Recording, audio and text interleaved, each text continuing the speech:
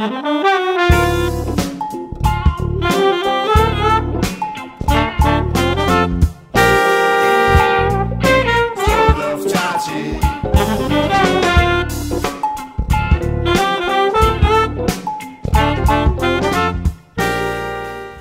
to... and when did it just, this year, 11? March 11th, 2011. Wow.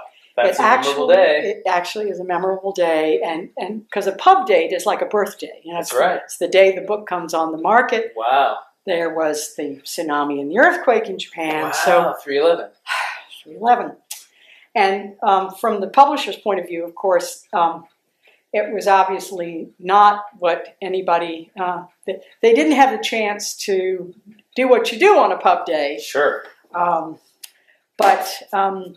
I think in the long term it's auspicious. My hope is that it might be a kind of some sort of a sign. The book has an introduction by Takashi Tadeo, Dr. Takashi Tadeo, who is an improviser and a teacher at Tokyo Gakkai University. I think that's right. Technical. Yeah, and he teaches improv there. For engineers, maybe. Yeah, and so I don't know what the intro says, but presumably he's trying to place the idea of improv as something useful for engineers and people in business and young folks. And I'm guessing, because he's a very smart guy, I know him, he came over and did the Bat Summer Improv. Nice. And we met. And then his friend, Hook, Fukuda-san.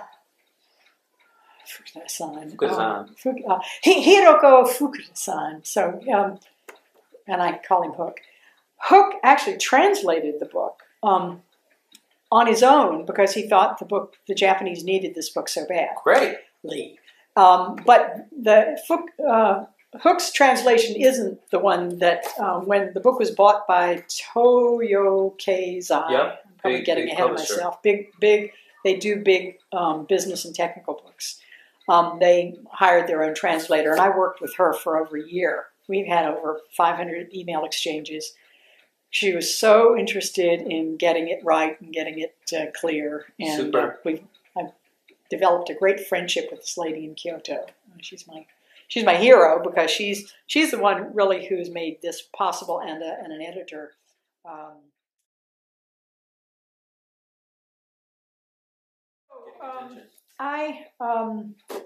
My hope is that the simple life advice that we use when we're improvising might be both a comfort and an inspiration in a really challenging time, which is now. So. And you have quite a history in Japan. I started going over in 1980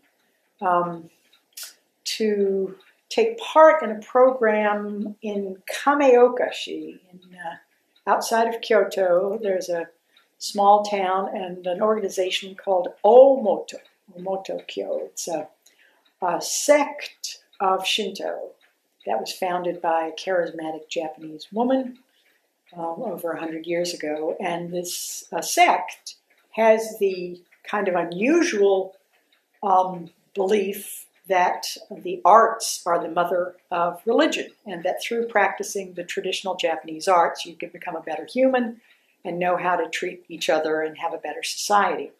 So in 1980, I visited Japan and spent a month studying traditional Japanese arts at the Omoto organization. They had a summer school for foreigners, and they went to great lengths to treat us as honored guests and special students. We lived like Japanese, sleeping on futon and bathing in the communal baths and wearing geta and kimono and bowing and cleaning our rooms and doing all the wonderful things that you get to do.